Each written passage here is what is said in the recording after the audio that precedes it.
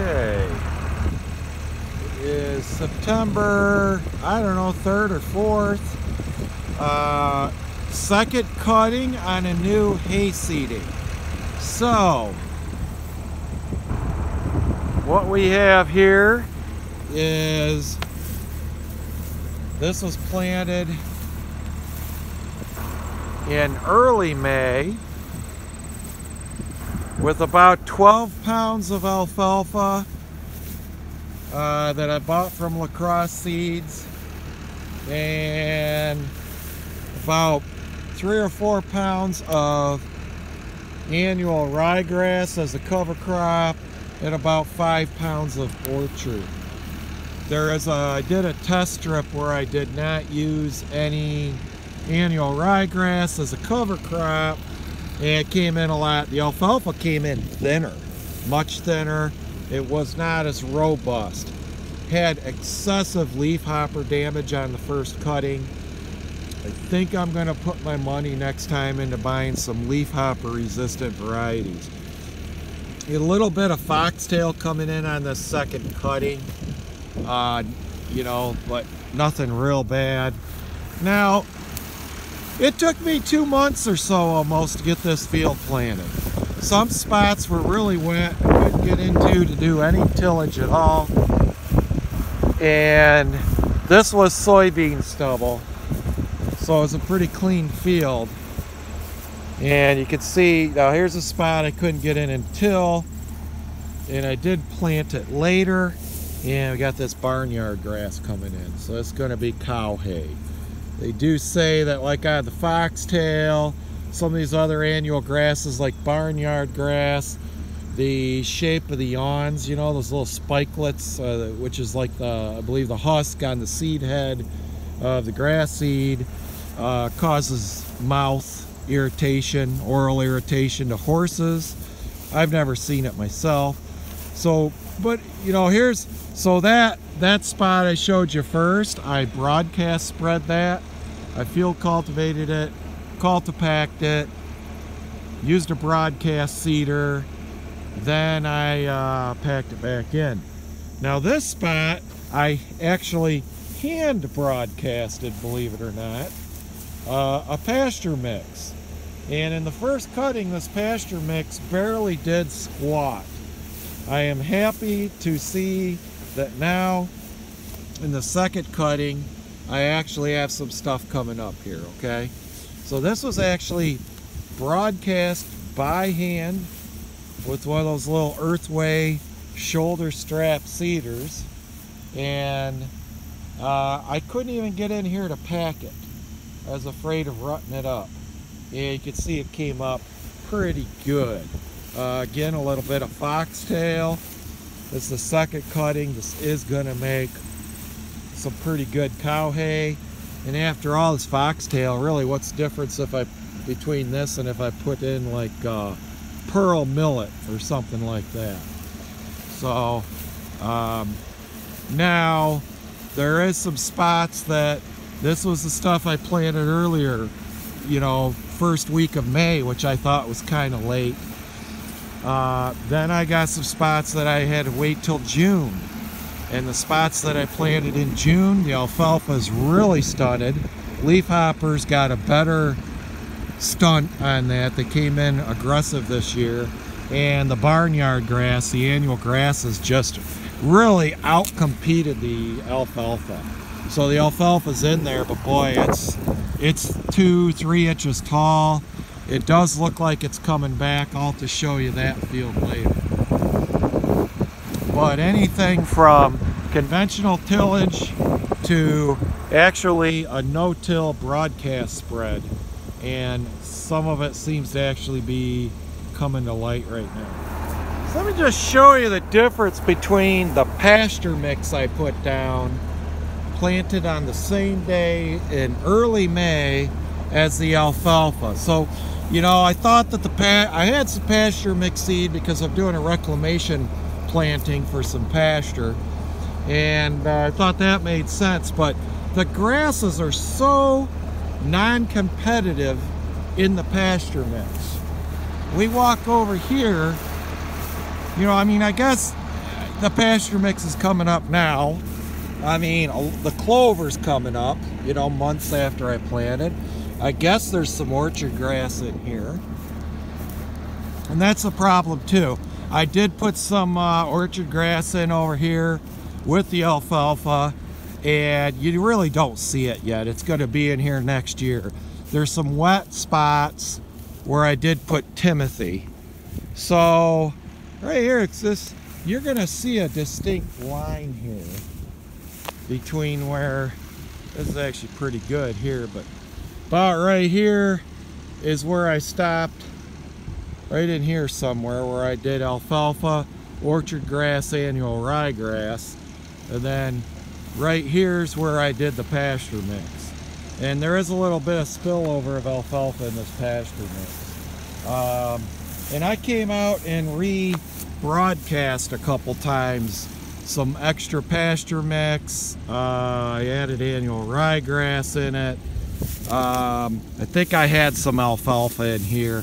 This is a little bit thicker. I might have already kind of mowed where that line was. As you get out here, probably about right here is where I started the alfalfa. And you could see the amount of yields you got out of the, you know, in a hay field, I should have just went with alfalfa. Because look, I mean, look at the yield here, the tonnage, and this is second cutting, okay? You know, it doesn't all look like this because I had to plant some hay about 5 weeks later and do a summer planting. And I'll show you the alfalfa didn't compete real well there. But I'm pretty happy here. The only grass really coming up is the annual ryegrass. It does come up fast like they say. There is some orchard grass finally coming in. You didn't see any orchard grass in the first cutting at all. But I am glad, because I did start planting late, that I did put in a cover crop, the annual ryegrass. This was cold snap.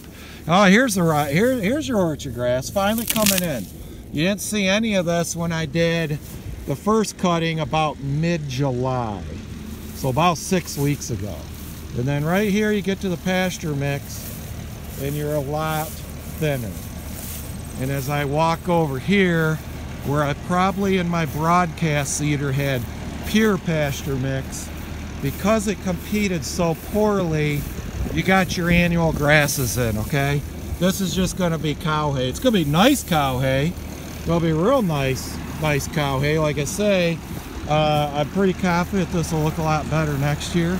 But just look at the low amount of yield in the pasture mix. So, and it just is a poor competitor. So, would not recommend putting pasture mix in a hay field. You're just not going to get as much yield that first year. That's where that round bale is. I guess I forgot one. Anyways, I am glad I put grass in. Appreciable amount of grass in with my seedings this year. So basically, we had a late spring. We had a lot of cold temperatures. We had a lot of moisture going well into, you know, all summer we had moisture. And finally this orchard grass coming up, because this section of the field's about a 5-acre piece of this farm. This section's like blow sand, and the alfalfa just, it just barely grew. I mean, this is the alfalfa. It didn't do squat. It got leaf hopper damage. There's some of it very small. I think that's an alfalfa. So, you know, I meant to get back over here and broadcast some stuff. Just got too busy. I don't know if it would have helped, but, you know, stem density is going to be next to nothing in here. You do see the annual ryegrass is coming up in here. Good thing I put that in. Probably won't be here this next year though. Probably won't survive the winter. So it must have germinated, but it didn't. It didn't come up in this sand. This did get planted. This is getting planted towards the end of May. So, and it was on this sand. Then we had major rains. I think I did get some erosion. I did field cultivate and then pack it in, but it was real fluffy blow sand. Not an ideal spot. But this would be a case if I said I was going to clear seed alfalfa, it would have really killed me. I am confident that this will be mostly a grass stand next spring. You know, because it's too late to do anything about the alfalfa now. I may come in and broadcast some alfalfa. I mean, there's a little bit of hope. I don't know. Maybe it'll come in, but stand density is pretty slim in here. I am starting to see the orchard grass. The orchard grass is pretty thin. The only thing actually this barnyard grass is helping me out. It's a cover crop. It's going to give me some yield for hay. Apparently I forgot I had a bale over here, so I'm going to roll this off the field right now and get the cut. Okay, so this is another small piece on the same farm. And I actually hand broadcasted this. It's only about a 3-acre section. And in between the rain this spring, I had a chance to get out here quick. It was just faster to grab the shoulder spreader than to hook up the broadcast spreader on the drawbar of the tractor. So the alfalfa come in pretty good, but you know, I did plant it a lot later. The later I planted everything, the later stuff was planted, the more of this garbage you got in it. A little bit of foxtail. I did throw in some annual ryegrass. There's some orchard grass in here, finally starting to come up now, and that was a Haymate orchard grass from La Crosse Seed. Now, as I got to a lower section in this field, which stayed pretty wet, I couldn't till this part. This part did get tilled, but this part I broadcasted, and I was able to drive on it with a cultipacker, just pack it in. So this was no-till, and it's in a low spot, and in the lower spot I broadcasted Timothy, because you typically do see Timothy in more wet areas than you do orchard grass. You know, I don't see any Timothy coming up.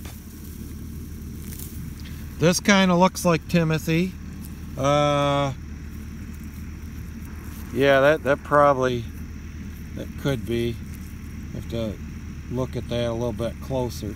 But again, you'll see it next year. So definitely the saving grace was a cover crop this year, because you do see it right away.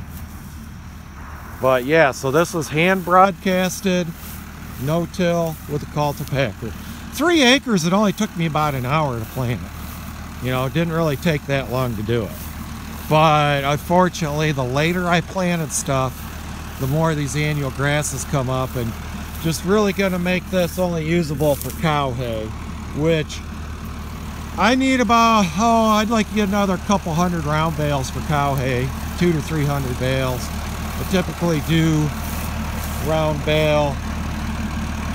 I wait till fall to even make my cow hay. And this is what you get on alfalfa if you do a summer seeding in mid-June, which is what I did here. Because that was the earliest I could get into this part of the farm. And, you know, the alfalfa just doesn't compete well. Luckily, we had a lot of water. Otherwise, probably wouldn't be any alfalfa in here. I just don't have time to stop the tractor and get out and show viewers what it looks like down in there. And now that spot I never even could get into. I might just do that next spring. I haven't had time to get in there and test that. A bunch of probably glyphosate-resistant mare's tail. But yeah, so there was about 4 acres. I just never even got done. So, but anyways, there is alfalfa in here. I'm cutting it low. I'm hoping that it'll stimulate this alfalfa growth, get enough regrowth before I kill the frost, so that this field ends up being something next year. But yeah, this will be a summer seeding, not a spring seeding. And it's the latest I've ever planted alfalfa. Alright, thanks for tuning in. It's about 7:15. We didn't get much sun, but I got a couple hours now more of mowing and I'll be done. And I'd like to have about 100 acres of hay laid down here in the next couple days, if the forecast holds up. Alright, thanks for tuning in. Talk to y'all later.